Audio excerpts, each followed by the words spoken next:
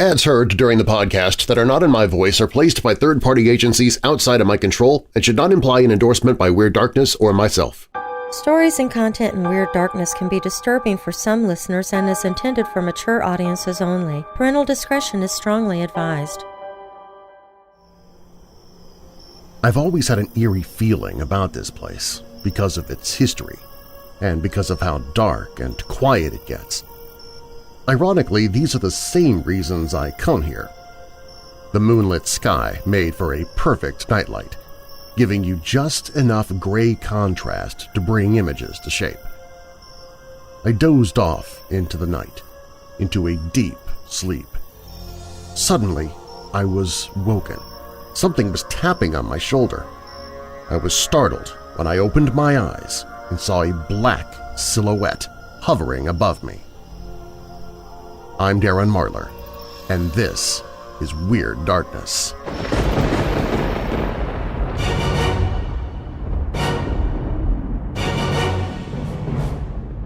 Welcome, Weirdos! I'm Darren Marlar, and this is Weird Darkness. Here you'll find stories of the paranormal, supernatural, legends, lore, the strange and bizarre, crime, conspiracy, mysterious, macabre, unsolved, and unexplained. If you're new here, welcome to the show. While you're listening, be sure to check out WeirdDarkness.com for merchandise, to visit sponsors you hear about during the show, sign up for my newsletter, enter contests, connect with me on social media, hear other podcasts that I host, listen to free audiobooks I've narrated. Plus, you can visit the Hope in the Darkness page if you're struggling with depression, dark thoughts, or addiction. You can find all of that and more at WeirdDarkness.com. Now bolt your doors, lock your windows, turn off your lights, and come with me into the Weird Darkness.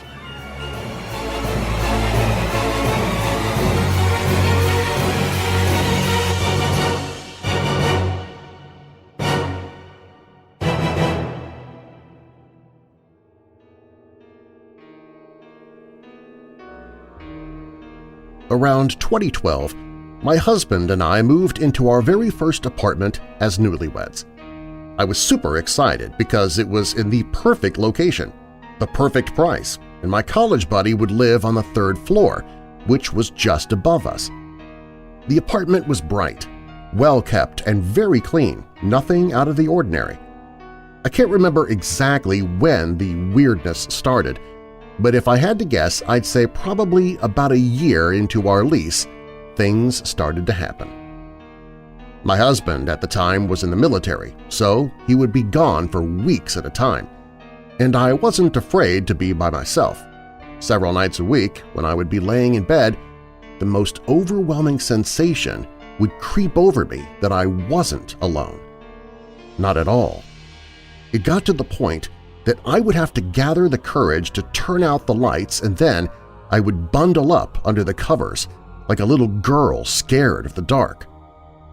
I knew it was silly, but I always felt like if I peeked out from under the blanket, I would see someone standing there watching me. This feeling went on for months, almost every night. If I had to get up to pee during the night, I would get this sense of dread. In all places, the bathroom. It was connected to the bedroom, and I would race back to the bed and bury my head under the covers. I told my husband about it, but there really wasn't much he could do. He kind of brushed it off, understandably. If at night I would get up to get water from the kitchen, if I didn't turn on all the lights, I would run back to bed, lest I turn around and see something behind me. I felt stalked in my own home. This thing had no sense of personal space whatsoever. Soon, my husband started to feel watched at night as well. Then other things started to happen. One day I called my husband to see when he would be released from duty, and he said maybe in a couple of hours. I went about my business, folding clothes. Out of the corner of my eye, I saw a man, tall and slender like my husband, standing in the doorway. I turned and started to greet him when I realized nobody was standing there, and I had just spoken with my husband. This awful feeling crept over me, and I was so scared I threw myself up against the wall and started screaming, "If you're not from God, go away!" I was terrified. Another time a friend stayed the night and slept on the sofa. A few weeks later they confessed that they got up to get water from the faucet and they saw someone about 4 feet tall run down the hallway. Another time I woke up one morning to hear someone dragging their feet down the hallway, and I shouted, "Who's there?" Nobody responded, but the sound got closer and closer. And then I saw the edge of my bed indent like someone sat down. I screamed, and it stopped. I told my husband, and he was convinced I was dreaming, but I knew I wasn't. Another morning I woke up to see a tall, dark figure in a reddish cape or hood disappear into the floor. At this point I was so used to odd things occurring, I would document it in a journal and keep going with my life. I've always been sensitive to these sorts of things, but this was the most activity I have ever experienced in one place, and I've never experienced it since. The last year we lived in the apartment, we got our first dog. I still have him even though my husband has now become my ex-husband. Dexter is a very intelligent, very aware dog. If someone is outside, he lets me know. Anyhow, a few months after I got him, he would stare into space, almost as if he was tracking something. I thought maybe it was just a bug, or who knows. Dogs don't see the world like the rest of us, so I didn't worry about it too much. He started to take an interest in the bathroom. He would wander in there, sniffing, and at night he would not sleep in the bed, even when we invited him. Instead, he would lay between me and the bathroom door, right on the edge, almost as if he was guarding me. We also had an extra bedroom, adjacent to our master bedroom, and I just hated going in there. I hated it. I couldn't explain it, but I just felt really unwanted in there. A few times when I went in there to clean it, I would feel what I can only describe as what felt like a psychic assault. I felt like someone was violently screaming at me, sometimes words like "get out." Other times it was just like a shrieking that reminded me of radio static, if that makes any sense. One evening I was alone, as usual, and things got really weird. He started growling and barking very ferociously, snarling and snapping. A feeling of dread swept over me. Suddenly, I felt like I wasn't alone again. I whipped out my iPhone and started filming. In the video, you could hear the fear in my voice rising as I struggled to keep my voice steady while I simultaneously tried to get my dog to calm down. I ended up giving the footage to a friend that worked in video production. I wanted to see if there was anything to it. A few weeks later, my friend called me. He was flabbergasted. "Are you guys trying to punk me? Are you serious right now?"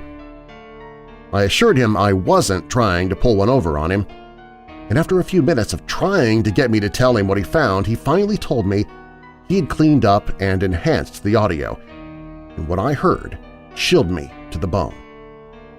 In the audio, you can clearly hear me asking my dog, "What is it, baby? What's wrong?" Directly after that, you can clearly hear a deep, guttural voice mimicking my tone. Not once, but twice. And each time my dog would promptly bark in that direction, into the bathroom where I was filming, as if to respond to the thing. I had caught my first EVP. After that, things were so active that my husband and I called in a paranormal group to investigate our apartment. He couldn't ignore what was going on in our home any longer. They found nothing other than some EMF spikes, and I was so crestfallen. I still have that file and the video. Years later, I won't listen to it. I just can't. But I still have it as proof that in the nearly 4 years we lived there, I was right. I wasn't alone. The last summer I spent in that apartment, I went to see a psychic, just for the hell of it. I just wanted some answers, and I was completely at a loss. She told me I had a demon attached to me, but for $3,000 she could get rid of it. Of course she could for a few grand. While I was laying on the table focusing my energies as I had been directed, I felt someone touch my thigh. It was like a caress from the inside out. I sat straight up and gasped. I was completely alone in the room, and all the doors were shut. It was a tiny room, not much larger than a closet, and if someone had been in there with me, I would have most certainly known. It was the oddest thing. The psychic also asked me if I was having any issues in my marriage. I told her no, my marriage was great. She looked me dead in the eye and said, "You will." Again, I brushed her off. What marriage doesn't have issues? As it turned out, unbeknownst to me, my husband was being unfaithful to me, and by that October we had split up. I never went back to that psychic, and I still won't put much stock in her, even though a tiny part of me wonders. As an odd aside, about 6 months before I moved out, I was wiping down the door frame to the extra bedroom, and I found holes that had been painted over. They lined up perfectly, and I realized that someone had at one time had a lock of some sort on the outside of the door, as if to keep someone or something trapped in that room. For the life of me, I couldn't and still can't imagine why you would have a lock like that on the outside of a bedroom door. But I don't think I want to know. That was about 3 years ago. But as soon as I moved out of that apartment, everything stopped. I no longer felt like I was being watched. I no longer have that feeling of dread at night, and I haven't seen that man since. It all just stopped. I know something is in that apartment, and I was just sensitive enough to be receptive to it. I even did research on the area to see if I could find out if maybe someone had died there. I did find out that a man had hung himself a few buildings over, but that was after I had already been living there. Shakespeare once said, "There are more things in heaven and earth than are dreamt of in your philosophy." I plan on getting that tattooed on me as a reminder to always keep an open mind, to search for the truth, and try to be logical about things.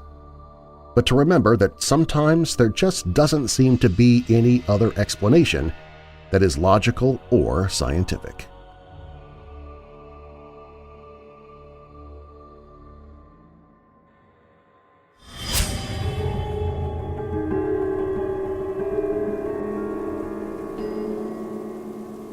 A startling sound that invokes a sense of fear depending upon the time of day, or, as in this case, night. The raindrops made a constant pitter-patter on the glass window, with drops racing each other to reach the bottom of the sill. The cold glass had a foggy appearance on the inside surface, making it difficult to reckon the street lamps casting more shadows on the narrow street below than light. The rain had lasted a little more than a couple of hours now, showing signs of slowing down after emptying its reservoir of water held in the dark clouds hovering miles above. The sudden sound was as unexpected as it was surprising. Who was out in the rains in the dead of the night hauling objects of such weight? More importantly, it's not another floor above but the roof of the building I'm in, making it all the more mysterious. I felt this urge to go and check, maybe even give a hand. I decided to go for it and check out what was going on right above my head. Had I known any building or renovation activity was scheduled by the building manager, I wouldn't have batted an eyelid and perhaps tried to sleep given the cool weather after days of sweltering heat and perspiration. I decided to take an umbrella with me, even though the rain had almost died down. Perhaps it would double up as a weapon if need be. The thought of going to check the crash was a grievous mistake now when I come to think of it. I went from my living room into the kitchen to have a quick drink of water before heading up. As soon as I brought my glass up to my lips and the water made contact, another huge thud reverberated right on top of me, and it felt like almost crashing through the ceiling, coming down on me and crushing me. This one felt bigger and heavier than the first, and was seemingly following me around. Clutching the umbrella in one hand and gasping for the staircase railing in the other, I slowly mustered enough grit to climb up and peek through the old wooden door. I did not swing open the door fully, as that made a creaking sound and I wanted to keep my element of stealth. Peeking out, I wasn't able to see anyone or any silhouette right away, and this gave me the courage to let myself fully out onto the rooftop and look around. I pushed the door open, just enough for me to pass through, and took a step forward.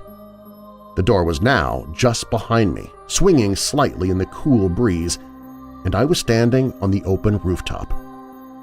The rain had fizzled down to a drizzle with intermittent flashes of lightning illuminating the open space laying around me as clear as daylight, albeit for only a moment. Taking steps in a random but cautious manner, peering down the corners and below the water tanks, I saw nothing out of the ordinary. Suddenly, the realization dawned on me. The heavy crashing sound felt like it was following me around when I was in my apartment. It came from the living room ceiling when I first heard it sitting on the sofa, and then right on top of the kitchen ceiling when I went to have some water. I look up.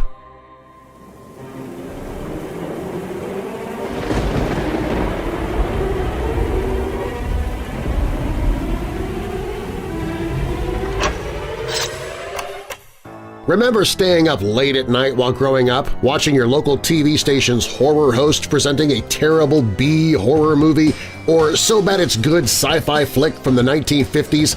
That's what the Monster Channel at WeirdDarkness.tv has to offer, all day, every day. You can visit WeirdDarkness.tv and immediately be entertained by a horror host and horrible movie.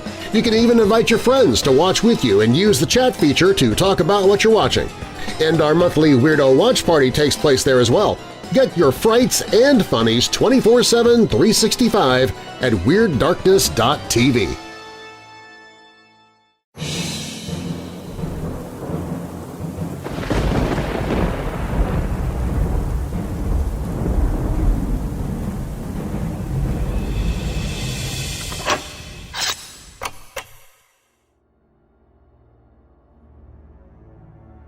I apologize in advance for the length of my story, Darren. It has spanned over 21 years, and so much has happened in that time. My parents built our home 21 years ago when I was only 1. The property was given to us by my uncle in the 80s, but it wasn't until I was born that my parents moved me and my 2 older siblings out onto the 10-acre plot. It sits in the middle of Pennsylvania, in the middle of nowhere. Before we built our house, we burnt down the existing home sitting at the bottom of the property as it was dilapidated and beyond saving. So we moved in and started our life on the property. But through the years, I've come to believe there was another resident that inhabited our place long before we moved in. I can admit now that I was an odd child. Younger than normal, my fascination with ghosts and spooky stories drove me to actively seek out any true stories I could. In all honesty, I think it's because I lived alongside something dark for most of my life. When I was around 5 or 6 was the first time I remember seeing him. I say him because saying it makes him more menacing to me. At the time, I slept with my mother as my parents didn't have the foresight to build another room to accommodate 3 children. She had a catering job that kept her from coming home until 3 in the morning, and I always attempted to wait up for her. Each time I fell asleep with the lights on and I saw her in the morning. One night, however, I remember waking up. I sat up and looked around the room. It was still dark and my mom wasn't home, but as my eyes scanned the room, they found him standing at the foot of my bed by the bedroom door. He was shrouded in black and had a white, featureless face. I didn't move, and neither did he. He just stood there, watching me. Even as a child, I thought I must have been seeing wrong, so I quickly lay back down and pulled the covers over my head. That's how things went for me. I saw or heard something and explained it away as my imagination or something reasonable. As I got older, things became harder to deny. It was small things at first. Doors rattling, dogs growling at certain areas of the house, phantom footsteps in the night. Then he started becoming bolder. We had a long hallway with an intersection of 3 doors at the end of it. He would pass from my brother's door on the left to my parents' on the right, touching a shoulder or appearing often in the night when you woke. My parents split up and there was a lot of turmoil in the house, which is why I believe he became emboldened. Things like him feed on negativity, and we were open season for him. When I was 13, the first thing I couldn't explain away happened. I was waiting for everyone to get home. My dad, his girlfriend, and my sister were all out at the bar. My brother was at a friend's house, which left me alone. I had this theory that if I wasn't alone, nothing weird would happen. That night I brought in our 2 outside cats to accompany my dog and rang my friend as I finished up some dishes. If it wasn't for being on the phone with her, I would just say it was all a dream. It was 12:03 when I finished. I know because I looked at the microwave before turning around. All over the kitchen floor was what I could only describe as blood. Pools and splatters everywhere. Immediately I freaked out and assumed my dog slaughtered my cats. I tiptoed over the linoleum and grabbed my dog by his collar. He only had one spot on his left paw, and it didn't even register at the time that, if it was his doing, he would have had to have drugged blood onto the carpeting he sat on. I kicked him outside and made my way to where the cats were. There was a foyer before you left the house, only separated by a door from the kitchen. The door was open, but the red liquid stopped short of the door. Inside, the cats were unharmed, not a spot on them. Instead of letting panic take over, I did as my friend said and went about cleaning it. My sister walked in halfway through and stumbled past me. She was so drunk she didn't even remember it the next day. I moved out of the house that year. The weirdest part of this happening was almost exactly 2 years later. My dad's girlfriend had moved in with us and deteriorated into a shell of a woman before taking her own life. She shot herself in the kitchen and was found with having shut the foyer door and our lab waiting beside her body. My sister was the first to find her, but as trauma goes, her mind blocked the sight from her memory. Nearly identical to what I saw 2 years prior. Something in me thought that that tragedy was the last of the horrible happenings in our home. I was wrong, and while nothing was as tragic, things did escalate. It wasn't just my brother and I who experienced it. In later years, our friends started seeing him too. My friend Warren, the skeptic of my friend group, pulled me aside the morning after one movie night and said, "Last night I saw a man standing in the room, watching us." As familiar as it sounded, I brushed it off and told him, "You must have saw my dad. He usually walks around to check on us before leaving for work." Warren shook his head. "David and I said goodbye to your dad. This was after." I gave him a stern look, really hoping I could convince him otherwise. "Did you have your glasses on?" "No," Warren said. "You can't see 3 feet without them. You didn't see anything." Warren frowned. I know what I saw, and I saw a tall, dark man watching us all. I just figured you'd want to know." He wasn't the only one.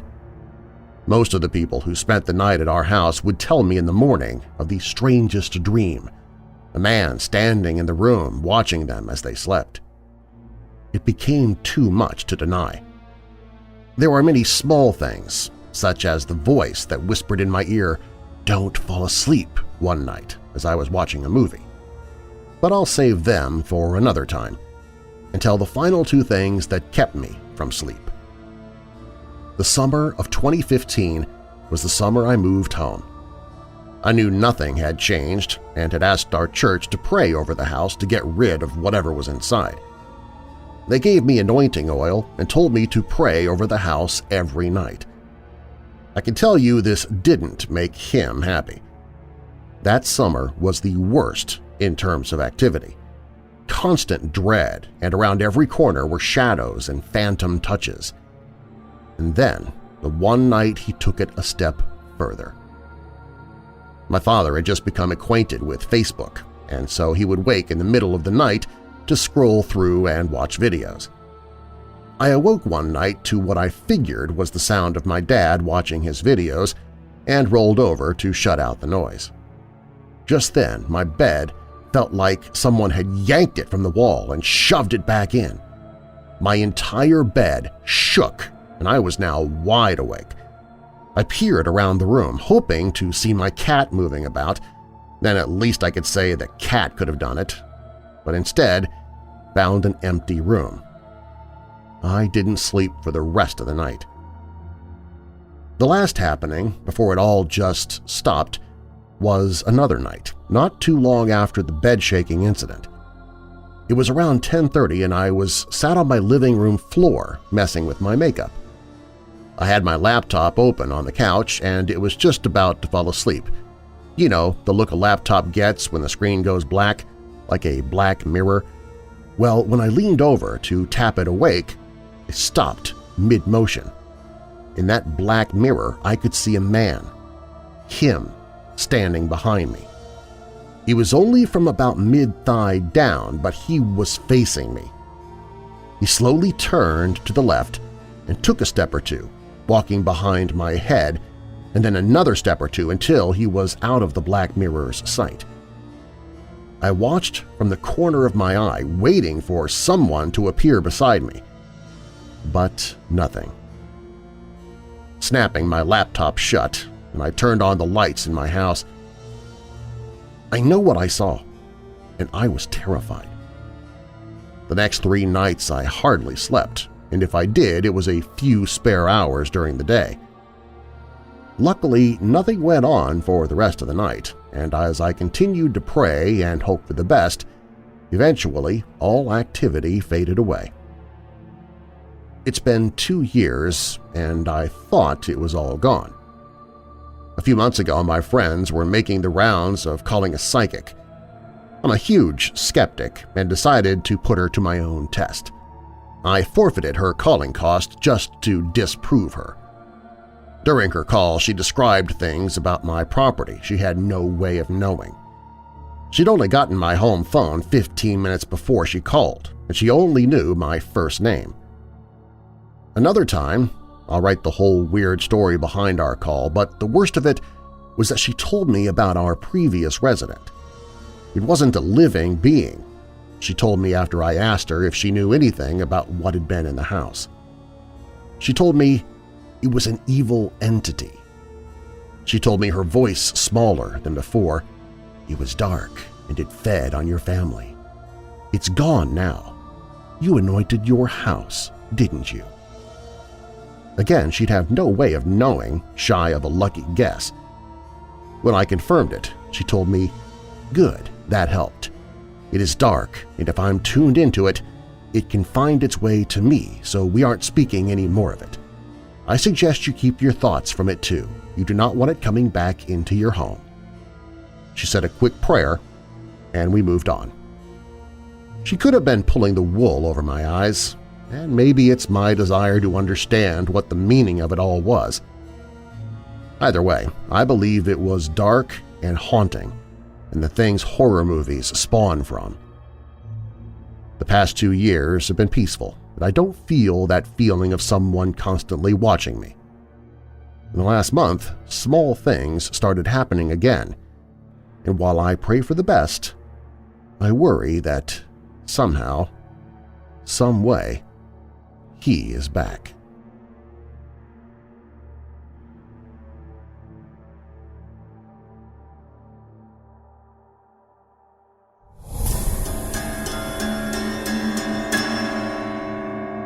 I still have 2 more stories to share with you, so keep listening for more Weird Darkness. This episode is brought to you by the audiobook Fright Before Christmas, 13 Tales of Holiday Horror, narrated by yours truly. It's the most wonderful time of year. Or is it? Christmas Eve is a night of mystery and magic, but not always in ways we expect. Things lurk in the shadows, and they're not the least bit jolly or merry. Let's just say some presents are better left unopened. 'Tis the season to be screaming along with our 13 tales of holiday horrors – ghosts, monsters, demons, and more. This Christmas, be careful what you wish for. Hear a free sample of the book or grab it for yourself just in time for the holidays by clicking the link in the program notes. If you'd like to win a free copy of this audiobook, just subscribe to Weird Darkness on iTunes, rate the show, and leave a review on iTunes. Send me a screenshot that you've done so, and I'll send you the audiobook Fright Before Christmas, 13 Tales of Holiday Horror, absolutely free. In fact, I do have a few people to thank for leaving reviews over the past few days. Liz and John said, "Best of its kind. Part of my job is driving, and these stories help pass the time. I've listened to others that are corny or the narrator's horrible. These stories are interesting, and the narrator and the background music actually work." August at 2016 said, "Permanently creeped out.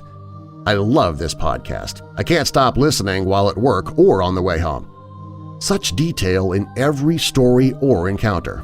I think that's why I can actually see all the stories in my mind's eye. Can't wait for more." Blake 3029 said, "Creepy podcast.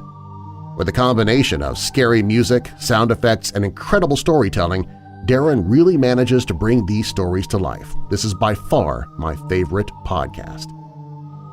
Jax907 says, "This is an awesome show. The host is well-written and knows how to tell a good story. Subscribe immediately. I'll be writing stories to submit. Darren Marlar makes you want to create your own works of horror and fantasy. Thanks for the hours of fun listening."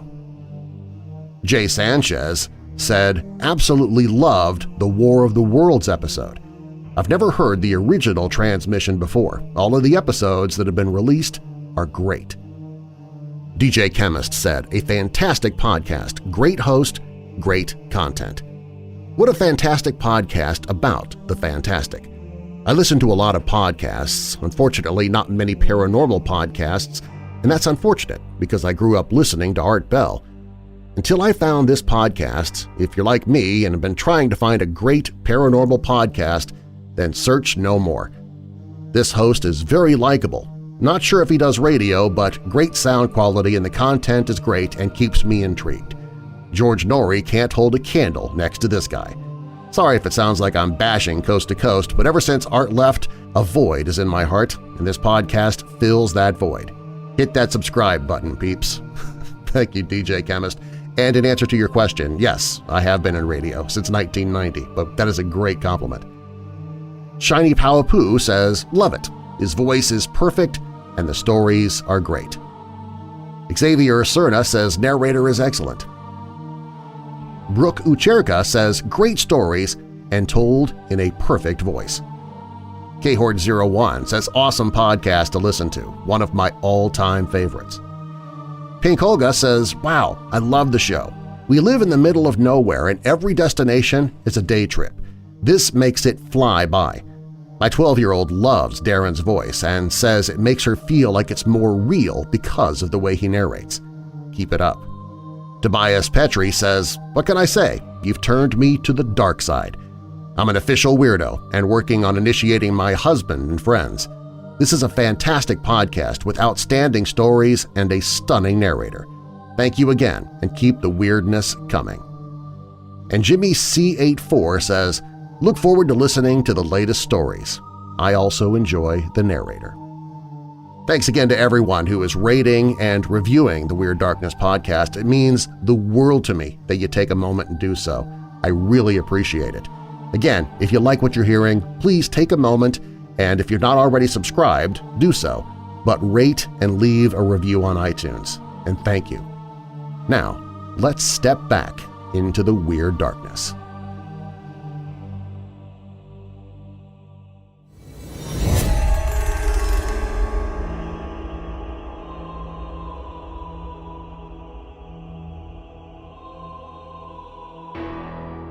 Some time ago, before I met my now wife, she was in a relationship with a violent ex-partner. She told me of an incident that happened to her one night while she was with said partner. My wife had retired to bed, and the children were sleeping in the other bedrooms. Her partner had been out all day and was extremely drunk upon his return home. Hearing him downstairs, and because of his violent history, my wife was terrified. Knowing that she was in for a beating, she drew the covers up over her head and pretended to be fast asleep, hoping that he would fall asleep in a drunken state. Unfortunately, he decided it was worth waking my wife up and abusing her violently. Fearing the worst, my wife stifled her cries, hoping that the children would not wake and bear witness to his violent ways. As he lunged for her, his hands went around my wife's neck, slowly strangling her. She thought that this was the end, that he would kill her there in her bed. She then started to pray in her mind that her Nan protect her from this man, and she told me that everything started to turn white. Then, just before she passed out, she saw what she described as the ghost of her Nan walk up to the bed and remove her ex-partner's hands from around her neck and lay him down next to her. He fell asleep instantly. My wife got up, grabbed the kids, and made her way to her mom's house. Upon leaving the house at 3 a.m. in the morning, she noticed a butterfly in the hallway, and as she opened the door, the butterfly left with her. Her Nan loved butterflies when she was alive, and my wife saw this as a sign to tell her that everything would be fine. Soon after that, she gathered enough strength and courage to leave him and start a new life, independent and free from violence. I met her soon after that, and I teach our children that they should always respect people, men and women, but never raise your fist to a woman. I believe that night my wife's Nan, in spirit form, saved her life.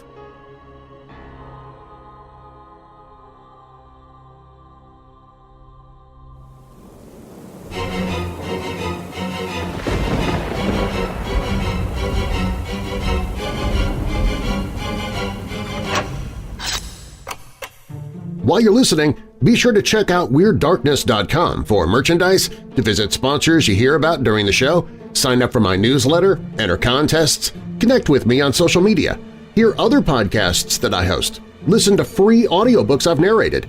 Plus, you can visit the Hope in the Darkness page if you're struggling with depression, dark thoughts, or addiction. You can find all of that and more at WeirdDarkness.com. If you or someone you know is struggling with depression, dark thoughts, or addiction, please visit the Hope in the Darkness page at WeirdDarkness.com. There, I've gathered numerous resources to find hope and solutions. For those suffering from thoughts of suicide or self-harm, there's the Suicide and Crisis Lifeline, as well as the Crisis Text Line. Both have trained counselors at all hours to help those in need, and the page even includes text numbers for those in the U.S., Canada, United Kingdom, and Ireland. Those struggling with depression can get help through the 7 Cups website and app, and there's information for anyone to read more about what depression truly is and how to identify it through our friends at ifred.org. There are resources for those who battle addictions, be it drugs, alcohol, or self-destructive behavior, along with help help for those related to addicts. The page has links to help you find a therapist or counselor, to find help for those who have a family member with Alzheimer's or dementia, help for those in a crisis pregnancy, and more. These resources are always there when you or someone you love needs them on the Hope in the Darkness page at WeirdDarkness.com.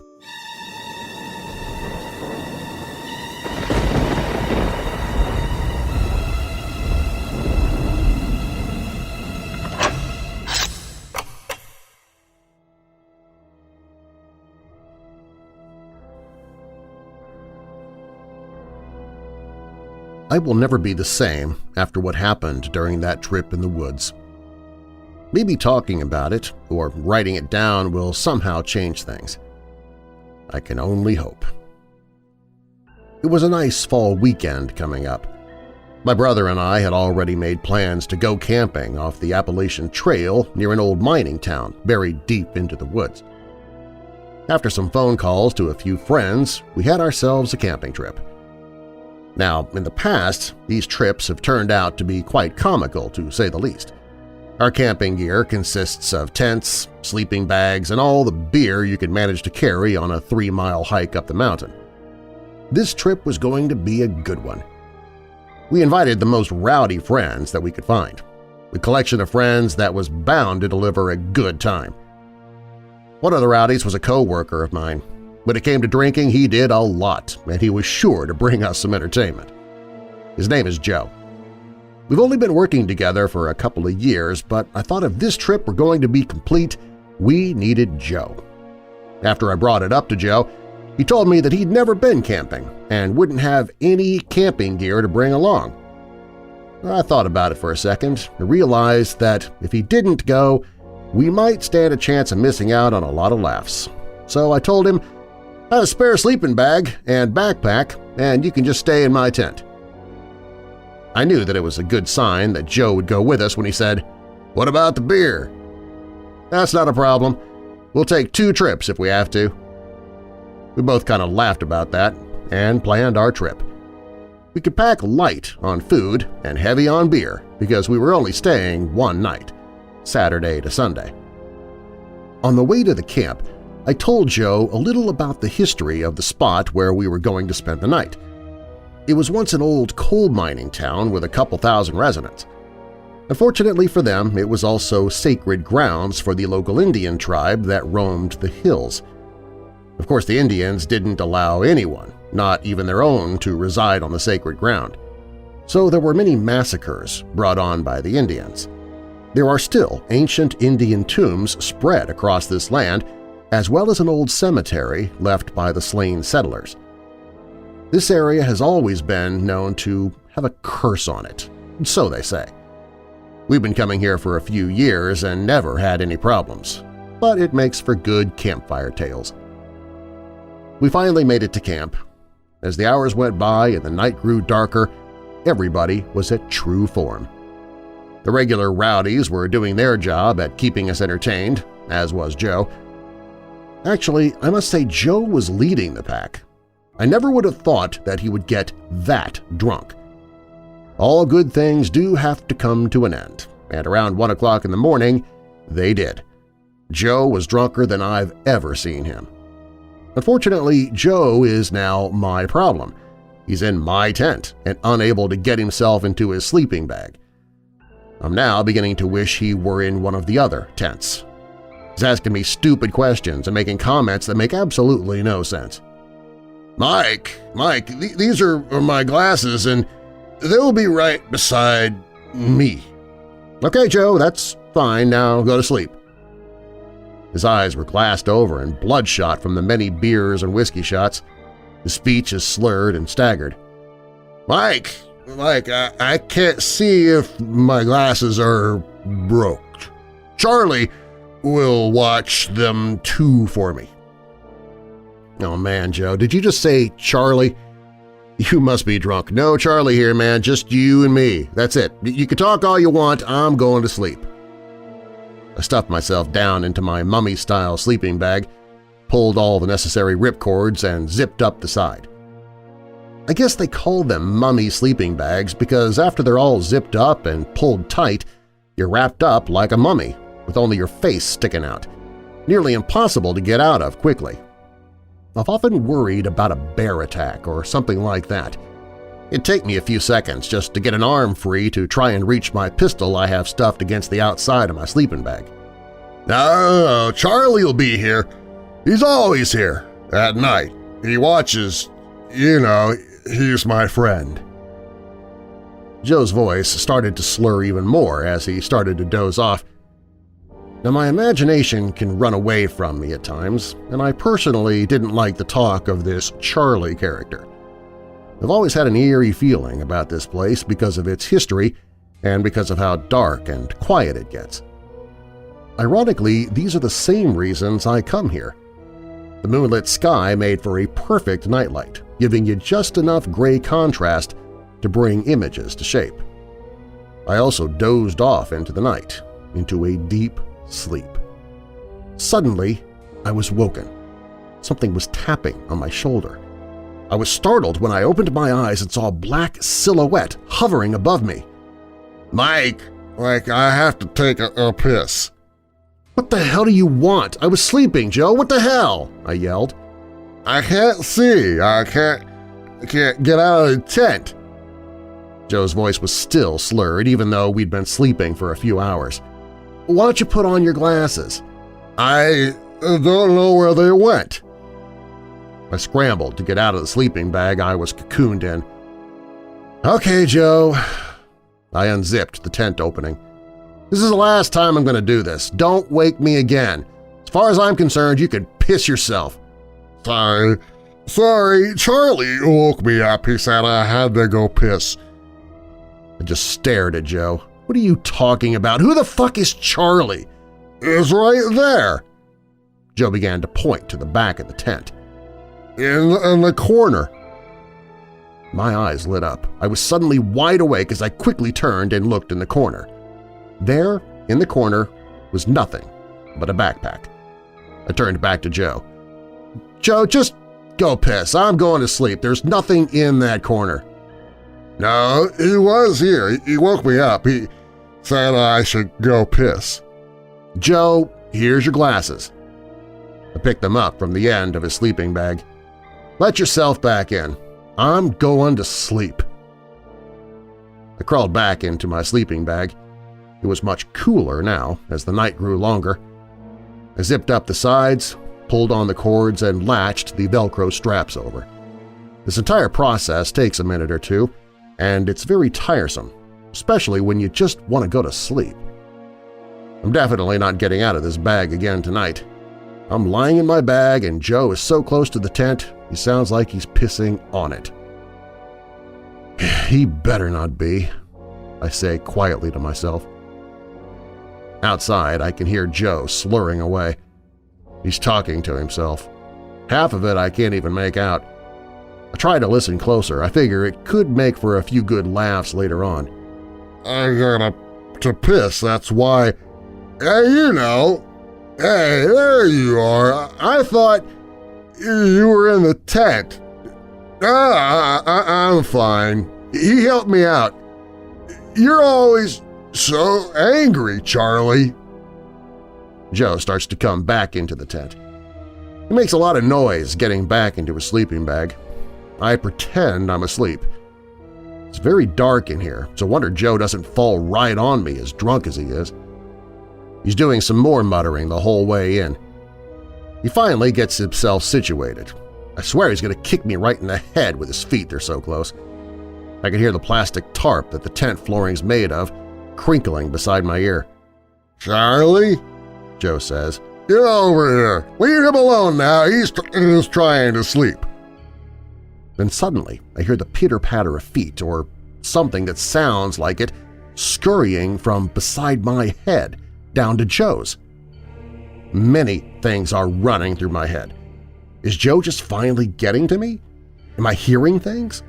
Could there be a rodent in the tent and Joe's too drunk to realize that it's not Charlie but a fucking mouse or something? Joe continues to talk to himself. "What? No, I'm fine. He's not that bad." I listen as closely as I can. Why does he sound like he's in some kind of conversation? As I listen, I hear something, something I can't possibly be hearing. A voice. Faint, but still a voice other than Joe's. As I listen in fright, it becomes more and more audible. Joe's not talking to himself. There's somebody there. Somebody talking to him. "Where are my glasses now? I think I lost them again," Joe says in a calm, quiet voice. The faint voice answers back. "They are here, beside you," in a raspy sort of tone. "Oh, okay, I just don't want them to be stepped on," Joe says. The faint voice replies, "He shouldn't be here." Terror ran down my spine. I can't be hearing what I'm hearing. I didn't want to move or make a sound. I tried to slowly turn my head to where I could see the end of the tent where Joe was lying. To my fright, beside Joe was a black figure, very small.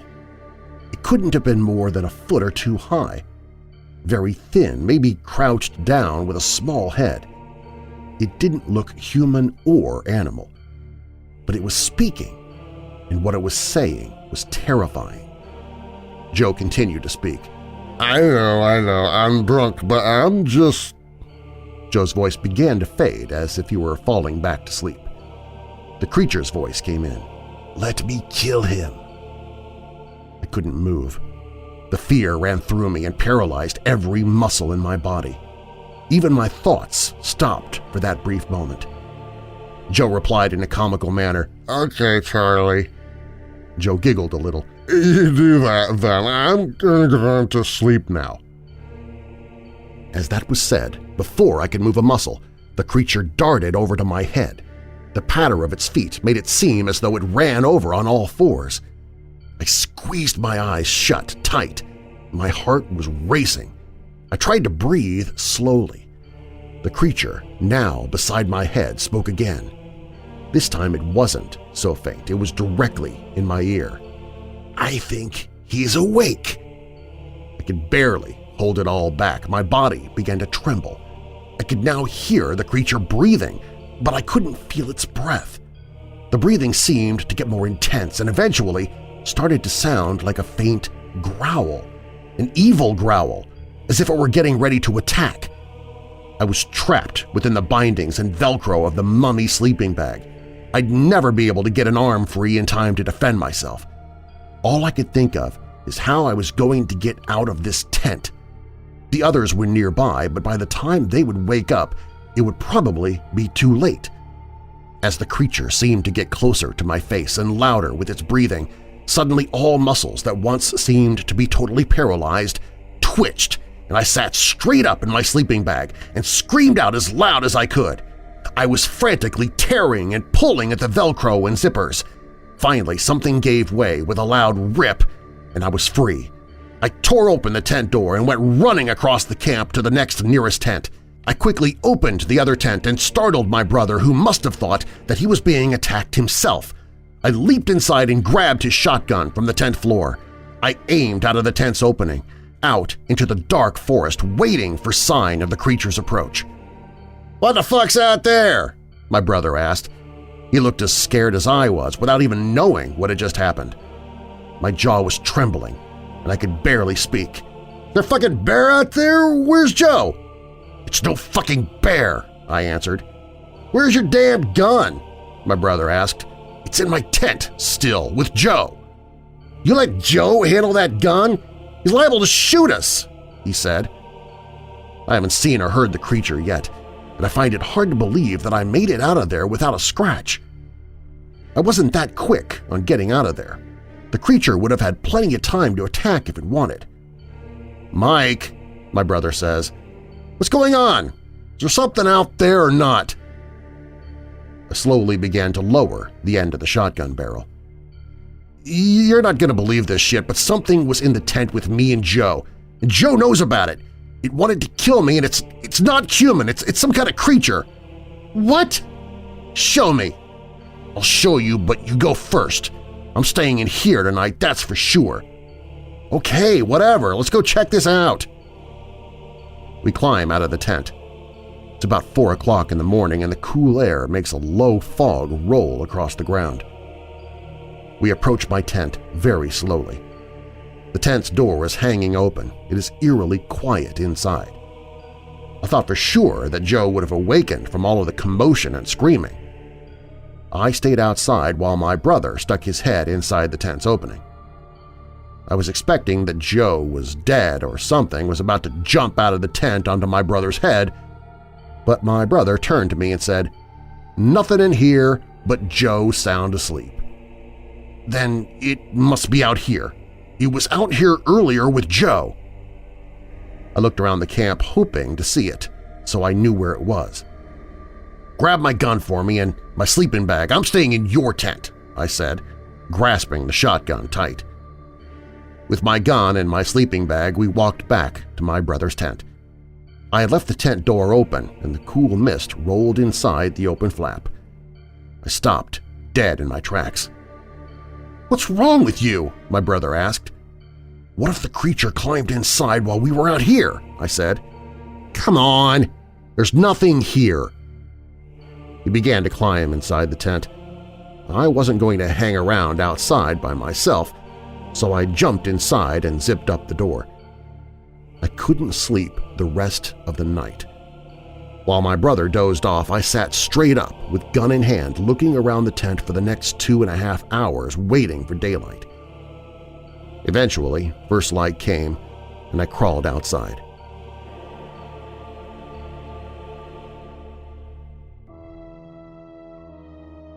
The world looks different when illuminated by the sun, not so eerie. I made a fire, and the smell of the smoke eventually woke everyone up, even Joe. Joe crawled out of the tent like he had just been mugged in the alley. He was very pale and very hungover. He walked over towards me and stood by the fire. "What happened to the tent door?" Joe asked. "Are you serious?" I asked him. "Yeah. Why, did I do that?" "No, but don't you remember anything about last night?" "Not really. Not a whole lot. What did I do?" I couldn't believe that he had no recollection of what happened last night. I was almost afraid to ask him about you-know-who, but I had to know what was going on. I know what I saw and heard. Let me ask you this, Joe.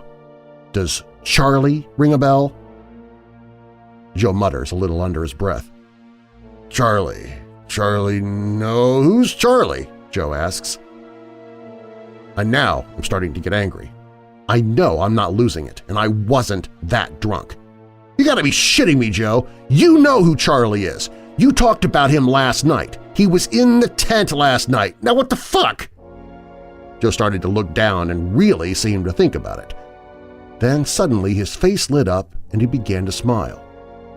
"Oh, okay, you mean that Charlie, the invisible Charlie, you mean?" I almost couldn't believe that he said that. For a moment I didn't want it to be real. Reality seemed harder to handle than the fact that I might be going crazy. I answered back, "Yeah, that's what I mean. What the fuck is Charlie? He tried to kill me." "Okay." Joe looked at me like he thought I was the crazy one.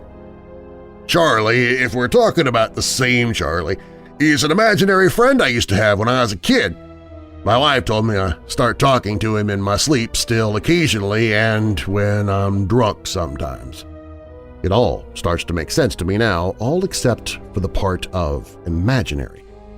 "He was definitely not imaginary last night," I said.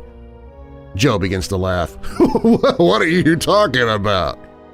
"Tell me, Joe, what does your imaginary friend look like? Or should I describe him?" "I don't know, I guess he's just a little boy, so I could have a friend when I was little," Joe says. I don't know exactly what happened that night, but till this day I haven't camped with Joe or at the old coal mining town. No one really ever believed my story, especially not Joe, and I don't blame them. Could it have been just my imagination, or could Joe's imaginary boyhood friend have been morphed and brought to life by the same Indian curse that is supposed to haunt the land we camped on? A curse that can bring your worst fears to life.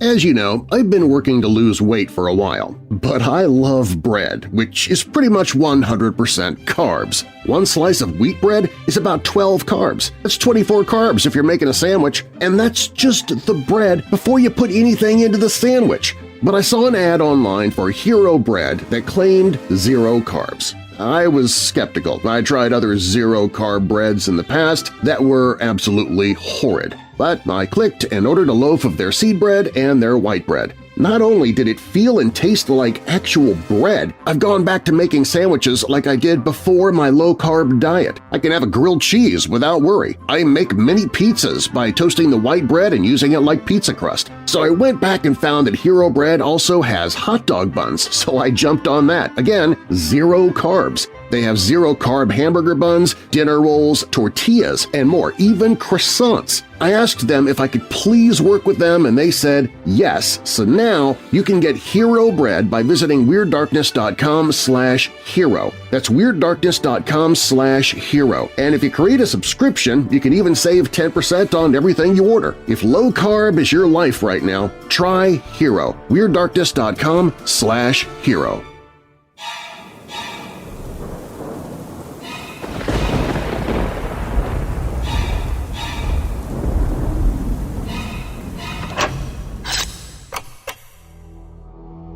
This is the Zodiac speaking. With those words written in a letter to the San Francisco Examiner, a killer was christened and a mystery born that continues to this day. The letter received by the newspaper on August 4, 1969, was claiming credit for 2 sets of recent murders in the Bay Area around San Francisco. It was the second letter from someone claiming to be the killer, but this time he gave himself his soon-to-be legendary name, the Zodiac. More murders would follow, along with more letters to local newspapers and police.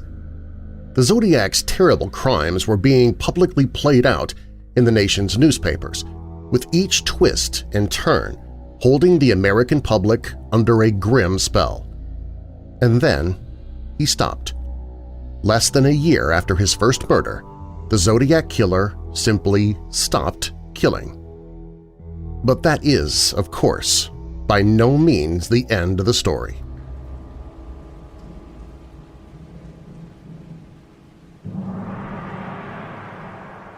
Less than a year after his first murder, the Zodiac Killer simply stopped killing. The letters continued, filled with boasts and taunts, and other murders would occasionally be linked to the Zodiac, but, officially at least, he seemed to have had his fill of killing. At the time of the original police investigation, some detectives were skeptical the crimes were related, but mainly on account of the letters. The general consensus was that a serial killer was at work around San Francisco.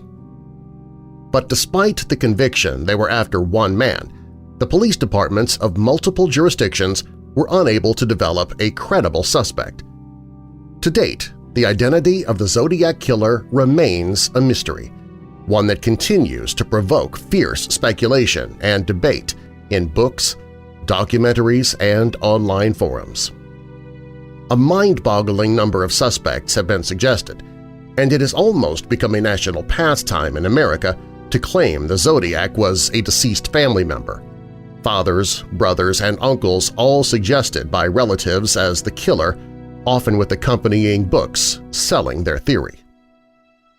Author Thomas Horan has built on the suspicions of some of the original investigators that the crimes were not connected, to suggest the Zodiac Killer never actually existed. If, as Horan surmises, the letters attributed to the killer were not genuine, then suddenly there is very little reason to believe the murders were even related. Could the Zodiac Killer himself, vividly conjured up in a series of letters to San Francisco Bay Area newspapers, really be an invention of an enterprising journalist keen to keep a sensational case on the front pages? Or the warped game of a hoaxer? If so, the truth behind this most mysterious of unsolved crimes would be a mundane one. If properly examined, does the reality of the Zodiac Killer really dissolve into fiction? To find out, we must first summarize the purported facts of the case. According to the official story, the Zodiac's murders began in late 1968 with the Christmastime murders of teenagers Betty Lou Jensen and David Faraday on December 20th at Lake Herman Road near Benicia, a small city in Solano County, California. At approximately 11 p.m., an unknown assailant with a .22 semi-automatic pistol shot Faraday once in the head and Jensen 5 times in the back. Both died almost instantly, and there were no signs of sexual molestation or robbery. 6 months later, at around midnight the evening of July 4th, a gunman shot 22-year-old Darlene Ferrin and 19-year-old Mike Mageau in a parking lot at Blue Rock Springs Park in Vallejo, 4 miles away from the Lake Herman Road attack. Darlene Ferrin was shot 5 times and was pronounced dead on arrival at the hospital. Mageau survived, despite being shot 4 times in the face, neck, and chest. Like the previous murders, there were no witnesses and no signs of robbery. Around 40 minutes later, a man called the Vallejo Police Department to claim responsibility for the shooting, telling the police switchboard operator Nancy Slover that he shot the kids with a 9mm Luger. The caller also stated he killed those kids last year, a seeming reference to the Lake Herman Road murders. On July 31st, someone claiming to be the killer sent 3 near-identical letters to the San Francisco Chronicle, San Francisco Examiner, and Vallejo Times, declaring responsibility for both sets of murders. Alongside the letters was a cryptogram, which, when eventually broken, revealed a rambling message that stated how its writer liked killing people because it is so much fun, and to kill something gives me the most thrilling experience. A similar letter by the same writer was received by the San Francisco Examiner on August 4th that offered more details the writer claimed proved he was the killer. In this letter, the writer christens himself the Zodiac. On September 27, 1969, Brian Hartnell and Cecilia Shepard were tied up and stabbed multiple times by a man on the shore of Lake Berryessa near Napa, California. Shepard died 2 days later in the hospital, but Hartnell survived and was able to give a description of his attacker. According to Hartnell, the man wore a strange costume, a black hood and bib, and claimed to be an escaped convict. Tying the pair up, he stabbed both of them repeatedly, then hiked a quarter a mile to where the pair had parked their car and left a message on their door. The message contained the dates of both this and the previous 2 attacks, and the murder weapon used in each. It was signed with the same circle crosshair logo present on the letters. About 90 minutes later, someone phoned the Napa County Sheriff's Office to claim responsibility for the attack. On October 11, 1969, at around 10 p.m., cab driver Paul Stein was shot to death by his passenger in the Presidio Heights district of San Francisco. The killer took Stein's wallet and keys, wiped down some of the blood from the cab, and fled as police arrived. 2 days later, a letter was received by the San Francisco Chronicle claiming responsibility for the murder. Alongside the letter, the writer included a piece of Paul Stein's bloody shirt, offered as proof that he was really responsible. Primarily because of the letters, police believed these 5 murders were committed by the man calling himself the Zodiac. But despite a massive investigation across multiple police departments, the case was never solved, and the identity of the killer remains unknown to this day. Dozens, if not hundreds, of different theories have been put forward over the years as to the identity of the Zodiac Killer. But to date, nobody has ever been able to put together a particularly convincing case against anyone that withstands close scrutiny. Of all these theories, the one that has gained the most traction amongst the public originates with Robert Graysmith, a true crime writer who worked as a cartoonist at the San Francisco Chronicle during the Zodiac murders. In Graysmith's 1986 book, Zodiac, and its sequel, Zodiac Unmasked, the author singles out Arthur Lee Allen as the Zodiac. Allen was a convicted child molester who was briefly considered a suspect in 1969 but dismissed by the police because they were unable to find any evidence linking him to the murders. Despite Graysmith's persistent accusations against Allen, repeatedly made in television interviews, he was almost certainly not the Zodiac. DNA tests on one of the letters did not match him, nor did a handprint found on another. Handwriting experts could also find no match between extensive examples of Allen's handwriting and the Zodiac letters. Since its publication, many experts on the case have thoroughly dismantled Graysmith's book, exposing it as a mixture of myths, half-truths, and inventions concocted to present a non-existent case against an innocent man. Despite the falsity of Robert Graysmith's claims, it has not stopped them from becoming the dominant modern narrative about the Zodiac case, used as the source for countless documentaries and other books. It was also the basis of a 2007 film about the case by director David Fincher. With the failure of anyone to find any credible suspects in the case, could the theory that the Zodiac killer was some kind of hoax be correct, and the murders attributed to him unrelated? If not for the letters and phone calls attributed to the Zodiac killer, it is doubtful the 5 murders the killer claimed responsibility for would have ever been linked by the police. Whilst the Lake Herman Road and Lake Berryessa attacks were committed against young couples, the Blue Rocks Springs victims were not a couple, nor were they, as is often reported, in a Lover's Lane area. Darlene Ferrin and Mike Maggio were actually attacked in a busy parking lot close to a main road, with cars coming and going around them. This was a high-risk location for murder and a far cry from the remote beauty spots where the Zodiac made 2 of his purported attacks. The third attack at Lake Berryessa is also quite different in style to the previous 2 sets of murders. Here, for the one and only time, the Zodiac wears a disguise, a black executioner's hood with sunglasses over the eye holes and a bib over his chest with the now familiar cross-circle symbol painted on it. Whilst laying on the Zodiac imagery thick, he also spends a great deal of time talking with his victims, something he is not known to have done in any of the other murders. This is also the only known attack where he ties up his victims.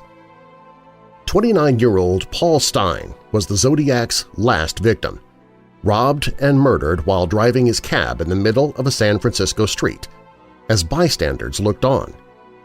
This attack appears least like the others attributed to the Zodiac and would have undoubtedly been dismissed as an all-too-common robbery gone wrong if not for the letter writer's own claims to responsibility. All of these seemingly disparate attacks used a different murder weapon.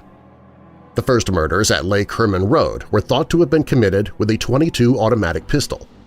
The assailant of Paul Stein and at Blue Rock Springs used different 9mm semi-automatics, and the victims at Lake Berryessa were stabbed with a long knife. There was no matching ballistics in any of the crimes attributed to the Zodiac, nor any other solid forensic evidence that linked them. Although fingerprints and palm prints were lifted at several of the crime scenes, none of them ever matched each other. To all intents and purposes, these appeared to be unrelated murders. Could it be that the Zodiac was not a genuine murderer, but a warped hoaxer claiming credit for unrelated crimes? Or separate criminals adopting the Zodiac's widely publicized persona as a kind of alibi? Clearly, if you commit a crime, then blame it on an uncaught, high-profile serial killer, a serial killer that could not possibly be you, then you've created a cast-iron alibi for the crime that you did commit. Although rarely mentioned in the numerous documentaries on the subject or Robert Graysmith's books, there were strong alternative suspects in several of the individual crimes that were attributed to the Zodiac. Salina County investigators at the time had good reason to believe the first attack at Lake Herman Road was drug-related. 2 informants, in jail for a similar crime the year before, pointed to a drug-dealing associate of theirs named David Wally Ott as the shooter of Betty Lou Jensen and David Faraday. Police had some corroboration of this ID from another witness and a confirmed account of a confrontation between Faraday and another drug dealer in which Faraday had threatened to turn him into the police. Such drug and gang-related violence was all too common in the San Francisco Bay Area in the late 60s. 10 people had been murdered in the previous year alone. If the Zodiac had not effectively ended the investigation by claiming credit for Jensen and Faraday's deaths, other credible, albeit far less sensational suspects may very well have been found. There was also a plethora of possible alternative suspects in the Blue Rock Springs attack on Farron and Majau, including a rogue cop, the same drug gangs that may have been involved in the Lake Herman Road murders, and Darlene Farron's ex-husband, James Phillips Crabtree. If the murder of Farron had never been linked to the Zodiac, Crabtree, as her estranged ex-husband, would have been a prime suspect. The pair's relationship was acrimonious and violent, and even after Farron's tragic death, Crabtree would continue to talk about her in the most bitter and degrading terms. He was also arrested shortly after her death in the possession of a handgun, similar to the one used in the murder. Despite the fact that it would have been routine for Crabtree to have been considered a prime suspect, amazingly, it wasn't until months later that the police briefly looked into him in connection with Farron's murder. Such was the power that the idea of a Zodiac killer had on the police investigation. If Crabtree was Farron's murderer, what about the letters? 2 factors tentatively suggest the possibility he may have written at least some of the earlier ones. As a trained cryptographer, Crabtree had the credentials to have written the ciphers contained in the Zodiac's first letters. He also uses the Zodiac's trademark circle crosshairs symbol in a postcard he wrote to an occult bookshop in England sometime in 1969. It's not clear whether this was posted before or after the symbol appears in the letters, but either way, it's striking. Whilst there is little to suggest Crabtree was responsible for any of the other murders, could he have written the letters and added Jensen and Faraday as fictional Zodiac victims to act as a kind of alibi for himself in the murder of Darlene Farron? It has long been speculated that the third attack at Lake Berryessa may have been a copycat, a twisted and disturbed person taking on the persona of the Zodiac as reported so vividly in the media during the previous weeks. Whilst the killer at Lake Berryessa uses the Zodiac's logo and writes a Zodiac-like message on the car door, everything else about the attack only bears a superficial resemblance to the Zodiac's previously alleged murders. This is also the only attack the writer of the letters never mentions, somewhat odd considering his primary motive always appeared to be taking public credit for his work. The change of killing method also singles out Lake Berryessa as unusual. Whilst by no means unprecedented for a serial killer to change murder technique, moving from shooting to stabbing is quite rare. Shooting is an impersonal and clinical method of killing, giving the gunman a degree of control and distance from the crime. Stabbing, however, is up close, messy, and personal. The murderer gets his victim's blood on his hands. The contrast between the two methods reveals a very different pathology in the killer, and quite possibly a different killer altogether. There are other problems in the Lake Berryessa attack. Although the Zodiac left a message on the car door of his victims, no trace of blood is present on the door, despite the fact he had conducted a frenzied knife attack, stabbing Hartnell and Shepard a total of 16 times just moments before. How had the killer managed to so thoroughly clean his hands? The handwriting on the car door also shows some distinct differences between the writing evident in the Zodiac letters, although these could be accounted for by the unusual angle he may have had to adopt to write on the door. Either way, it cannot reliably be tied to the real Zodiac in either form or content with any certainty. The last murder attributed to the Zodiac killer was cab driver Paul Stine. Like many of the previous attacks, this would no doubt have been treated by the police as a routine, entirely unrelated crime if it were not for the Zodiac's claims of responsibility. Stine had been shot and robbed of his wallet, reminiscent of a spate of other cab robberies that had plagued the area around that time. Eyewitnesses who saw the killer leave the cab described the assailant as a white man with a crew cut and glasses, ages 25 to 30. This was one of only 2 descriptions we can reliably assume were of the killer. But the other, from surviving Zodiac victim Mike Majow, describes a shooter who did not wear glasses and had short, curly hair, not a crew cut. Stine's killer, whoever it was, certainly appeared to be someone other than the person who wrote the letters. In an anniversary special on the Zodiac killings published in 1991, the Napa Times reported that a bloody fingerprint from the Stine cab did not match latent prints lifted off the letters. Again, none of the forensic evidence gathered from the Stine murder scene, the prints or the ballistics, provided any link at all to any of the other crimes attributed to the Zodiac.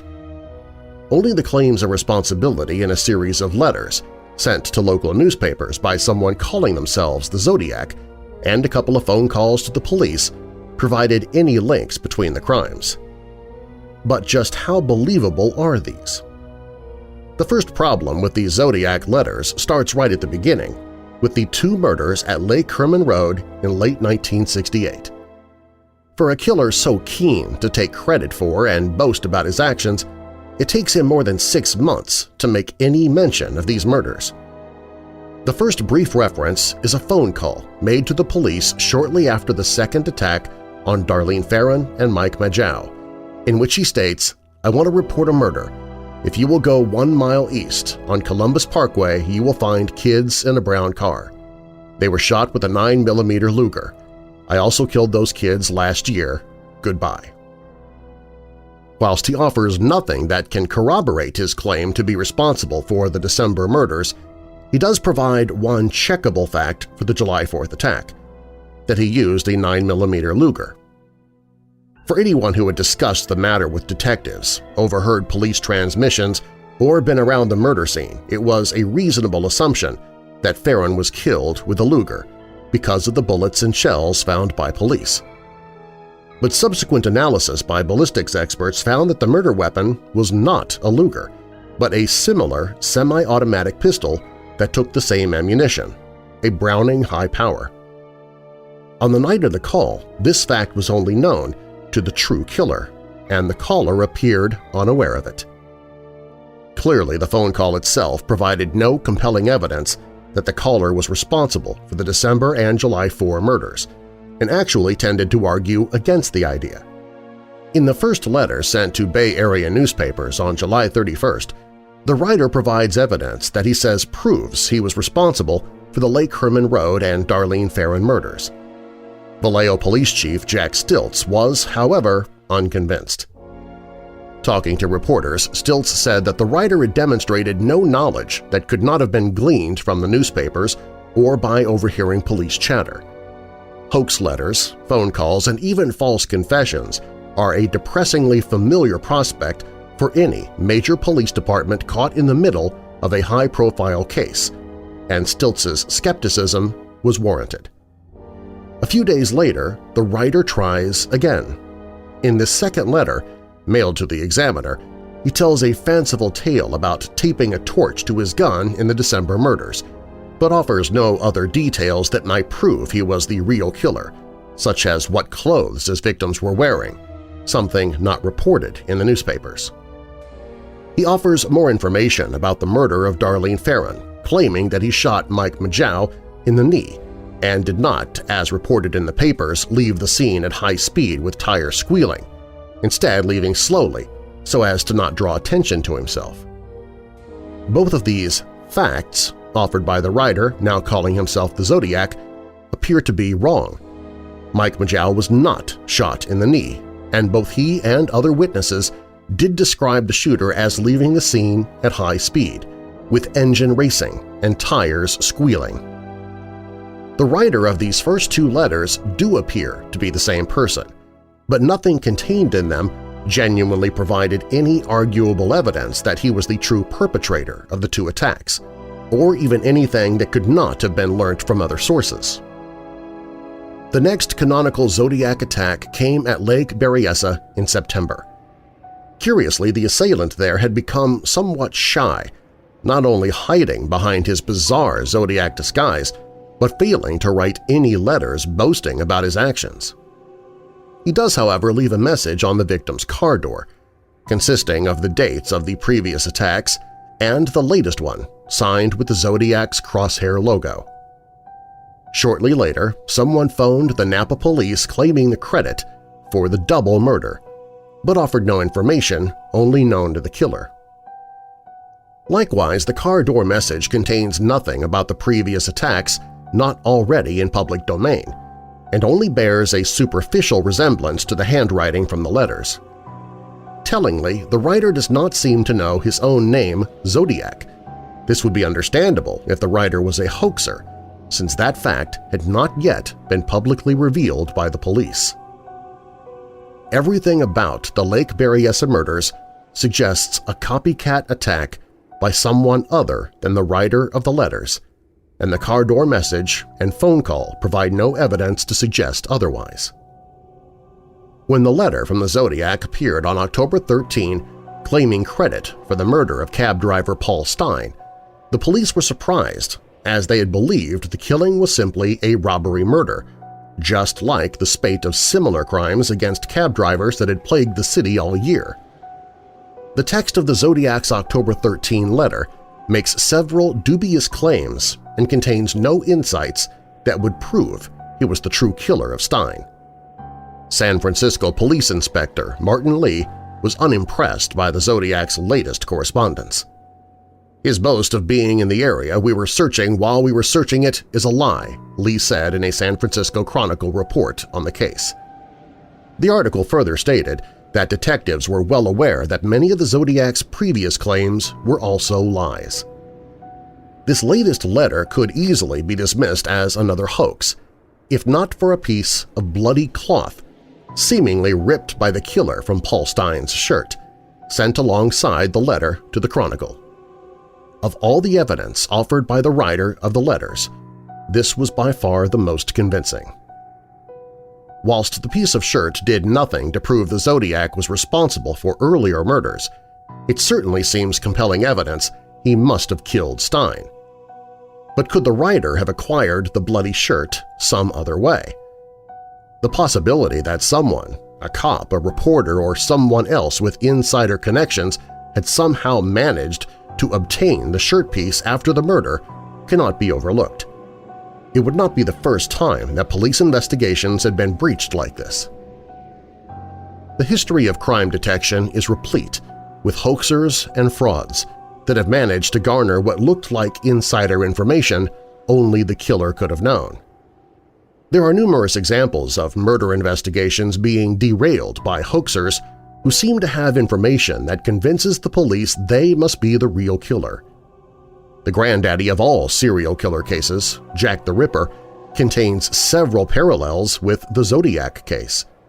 Like the Zodiac, Jack gave himself his famous name in a taunting letter he wrote to the police. Several other letters were written by someone claiming to be Jack, a serial murderer of prostitutes in Whitechapel, London in 1888. Some of these letters contain details that appeared to show the writer knew details of the crime scenes not generally known. Another was even accompanied, like the Stein shirt, by a piece of physical evidence, a human kidney said to have come from the Ripper's fourth victim, Catherine Eddowes. Today, the majority of Ripper historians believe all of the letters attributed to Jack the Ripper are hoaxes. Indeed, whilst the murders were of course very real, the character of Jack the Ripper evoked in the letters was a fictional creation, probably dreamt up by journalist Thomas Bulling in order to keep the lurid case on the front pages. It's quite possible Bulling was able to insert authentic-sounding facts into some of the letters by his associations with rogue police detectives, the incestuous two-way sharing of information between the press and the police as prevalent then as it is in today's tabloid world. Could the Zodiac letters be the creation of an enterprising 1960s equivalent of Thomas Bulling? Could the authentic details in the letters have been given to him by his contacts in the police department? Other examples indicate insider contacts in the police are not necessary for a hoaxer to create a convincing facsimile of a real killer. In the late 1970s, in northern England, police were closing in on a serial killer, Peter Sutcliffe, when a hoaxer managed to deflect the investigation down a cul-de-sac which probably cost at least 3 women their lives.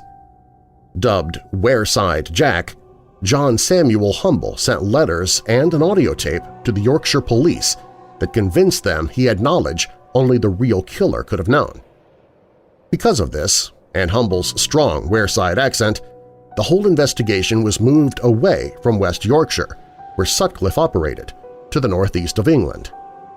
In actual fact, Humble had no inside information, he just read the papers and paid attention. Because of the size and complexity of the inquiry, police had simply become unaware of what information had and had not become public. Humble was finally caught 24 years later and sentenced to 8 years for perverting the course of justice. A contemporary serial killer case to the Zodiac is that of Albert DeSalvo, the Boston Strangler.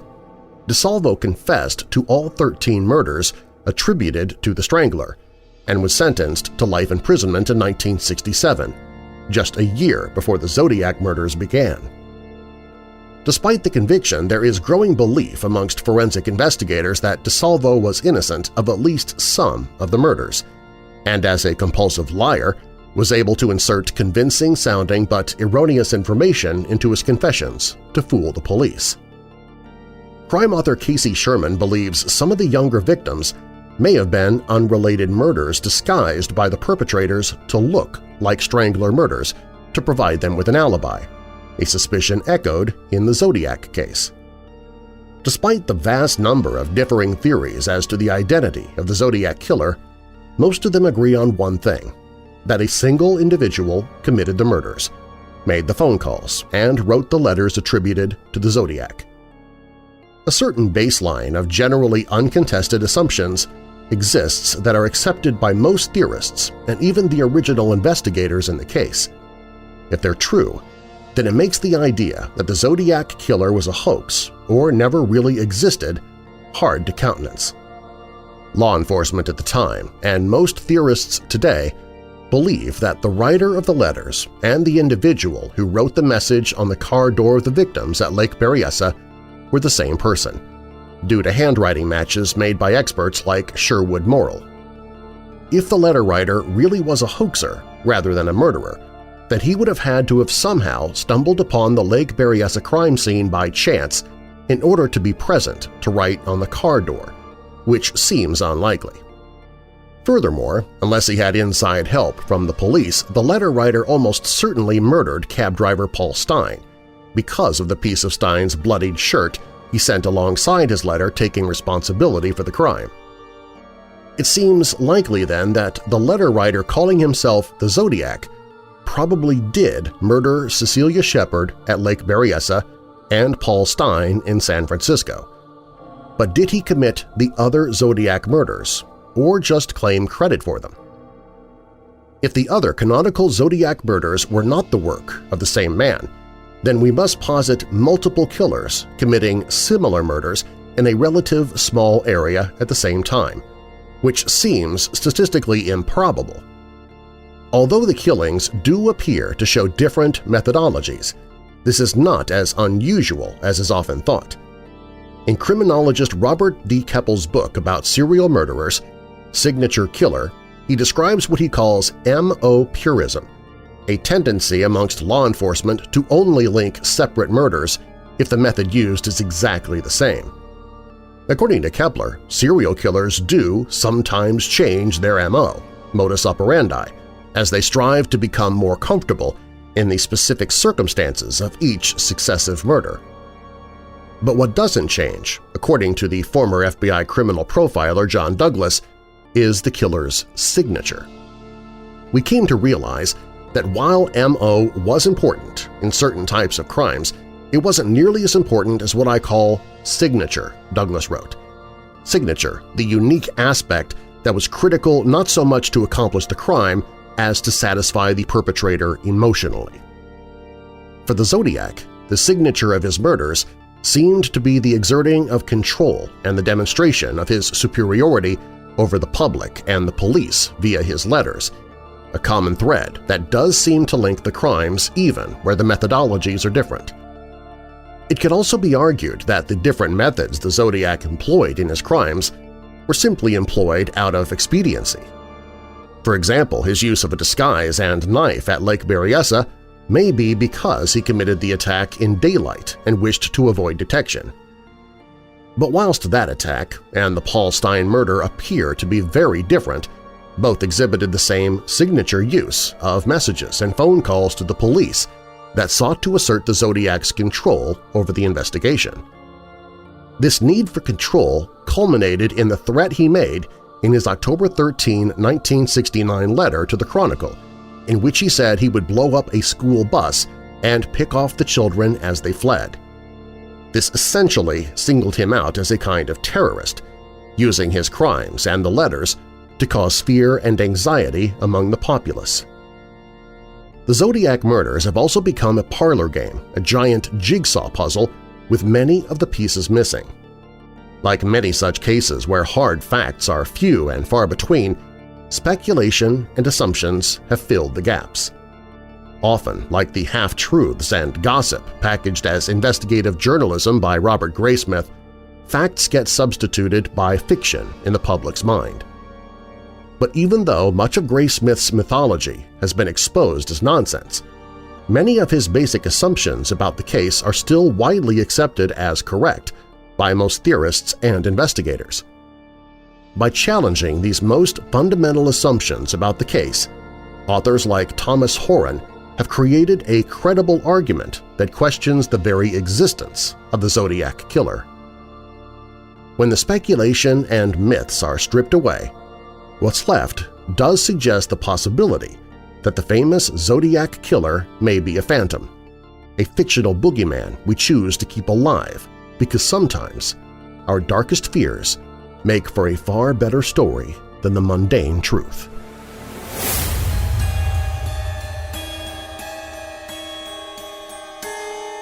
Up next, America, the home of baseball, apple pie, jazz, and spiritualism. And from the spirits of famous female historical figures to the girlish ghouls of urban legend, female ghosts are some of the scariest spirits out there. These stories when Weird Darkness returns.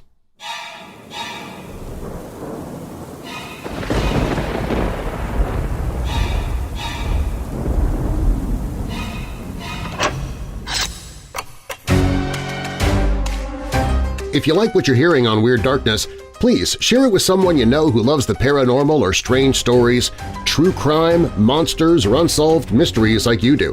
You can email me and follow me on social media through the Weird Darkness website. WeirdDarkness.com is also where you can find information on sponsors you heard during the show, listen to free audiobooks I've narrated, get the email newsletter, find other podcasts that I host. You can visit the store for creepy and cool Weird Darkness merchandise. Plus, it's where you can find the Hope in the Darkness page if you or someone you know is struggling with depression, addiction, or thoughts of harming yourself or others. And if you have a true paranormal or creepy tale to tell of your own, you can click on Tell Your Story. You can find all of that and more at WeirdDarkness.com.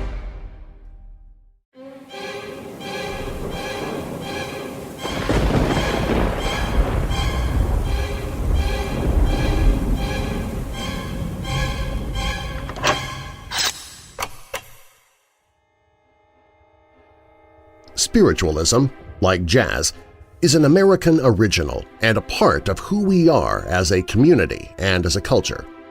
Without it, you would not be listening to this podcast and have an interest in ghosts and the supernatural. It is literally the glue that holds us all together. But what was it?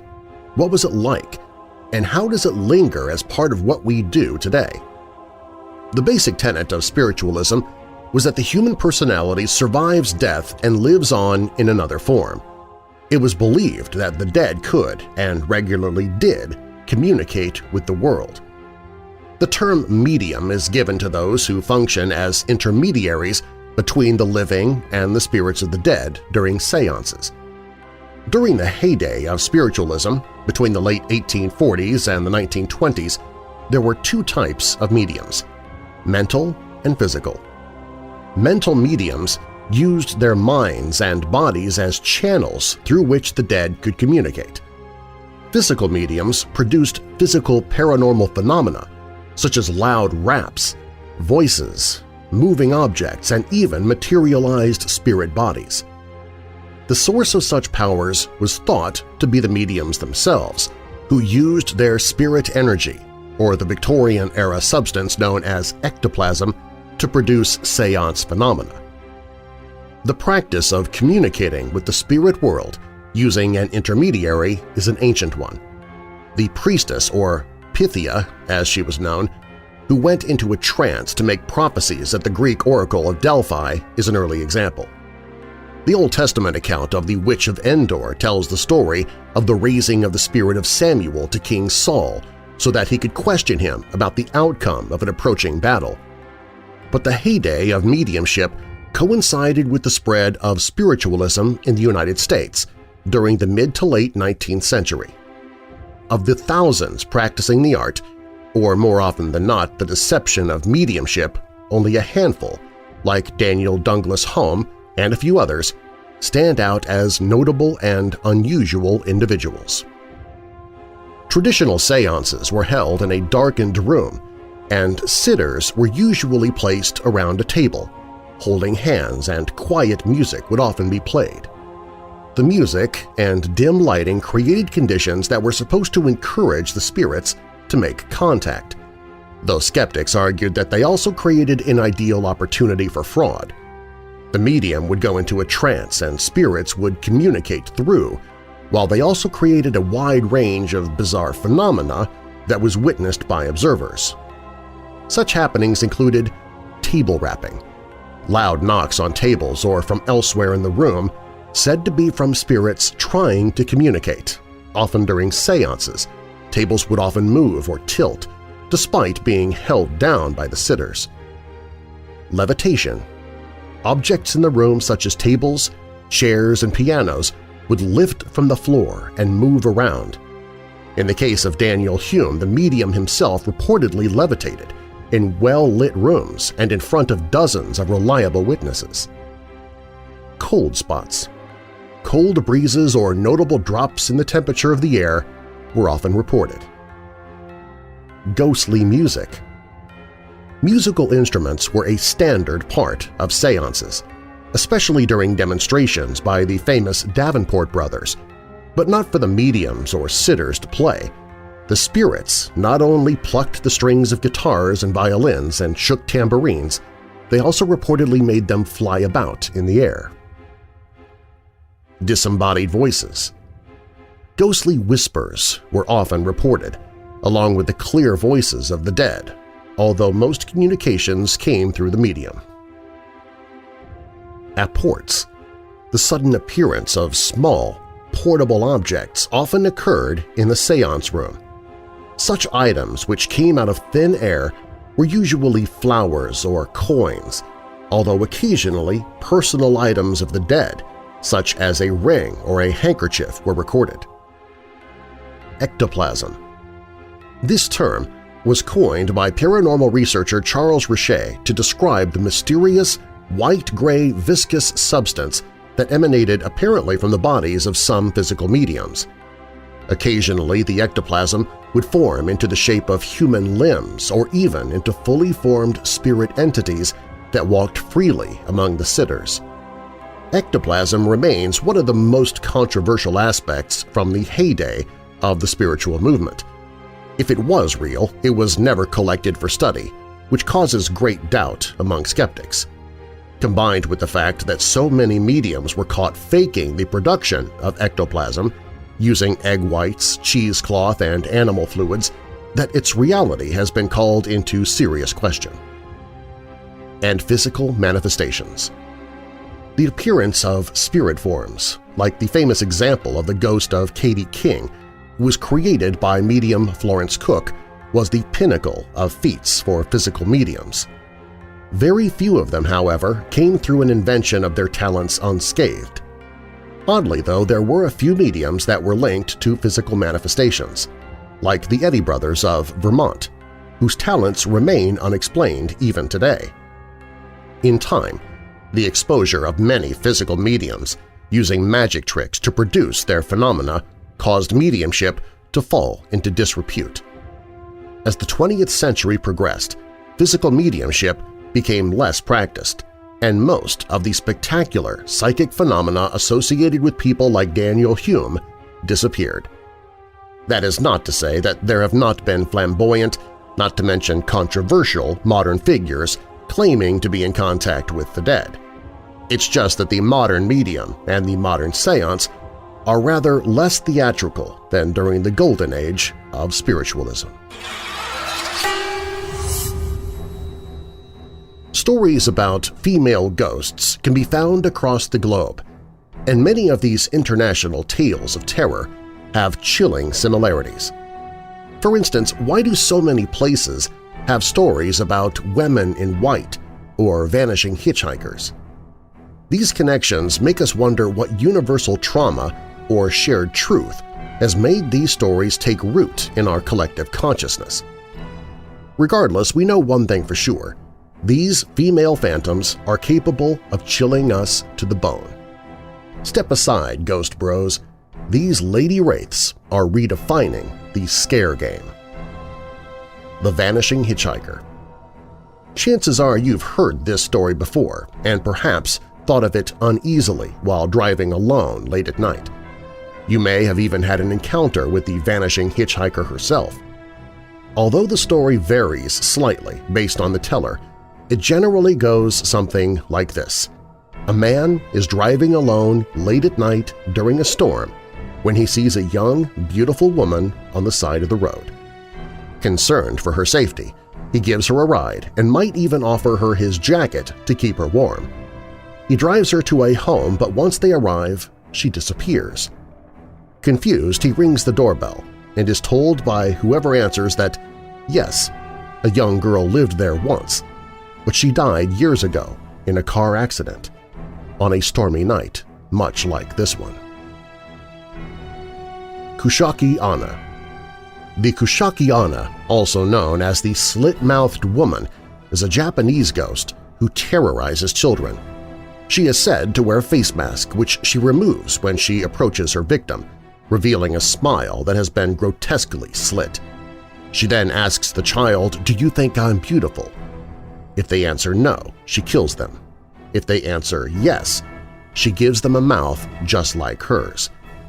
The best answer to give the slit-mouthed woman, should you be unfortunate enough to cross her path, just run for your life. Anne Boleyn. The ghost of King Henry VIII's second wife is said to haunt the Tower of London and surrounding buildings to this day.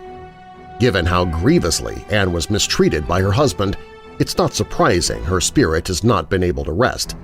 The king divorced and beheaded Anne when she did not produce a male heir to the throne.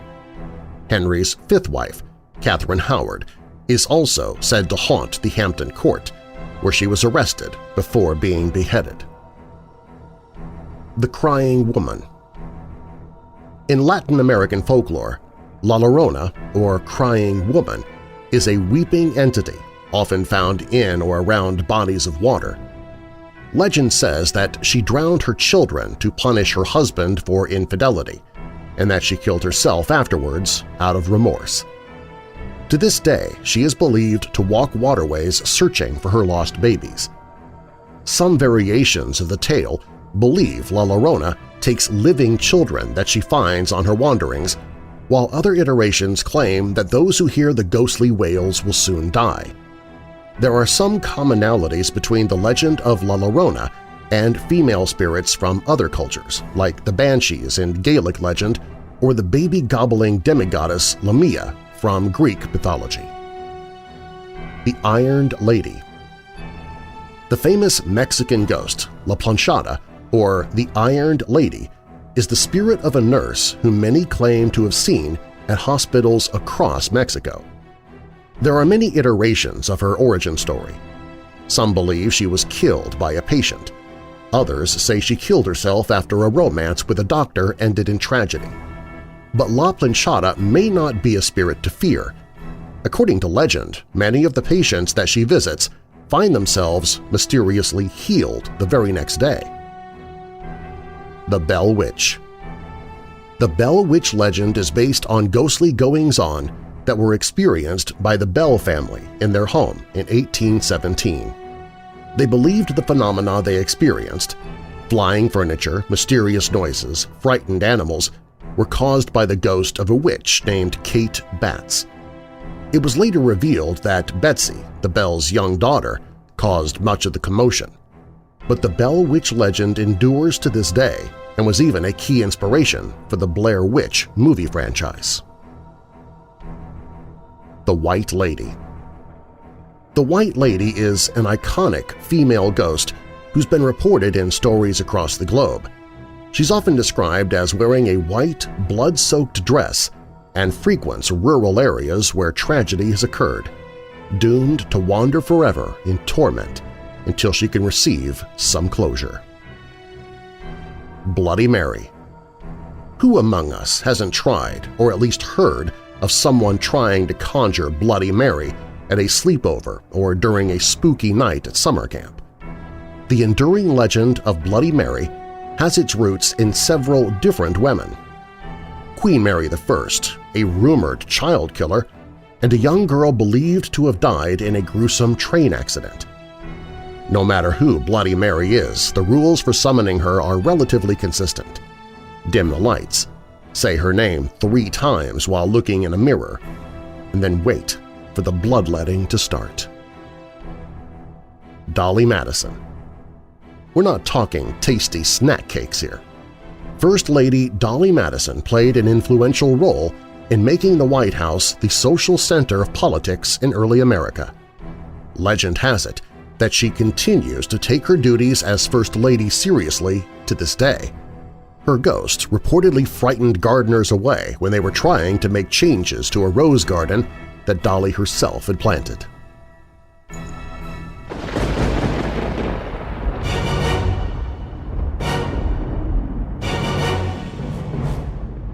Thanks for listening. If you like what you heard, be sure to subscribe so you don't miss future episodes. All stories used in Weird Darkness are purported to be true unless stated otherwise, and you can find links to the authors, stories, and sources I used in the episode description, as well as on the website at WeirdDarkness.com. If you like the show, please share it with someone you know who loves the paranormal or strange stories, true crime, monsters, or unsolved mysteries like you do. You can email me and follow me on social media through the Weird Darkness website. WeirdDarkness.com is also where you can find information on sponsors you heard during the show, listen to free audiobooks I've narrated, get the email newsletter, find other podcasts that I host. You can visit the store for creepy and cool Weird Darkness merchandise. Plus, it's where you can find the Hope in the Darkness page if you or someone you know is struggling with depression, addiction, or thoughts of harming yourself or others. And if you have a true paranormal or creepy tale to tell of your own, you can click on Tell Your Story. You can find all of that and more at WeirdDarkness.com. Weird Darkness is a registered trademark. I'm Darren Marlar. Thanks for joining me in the Weird Darkness.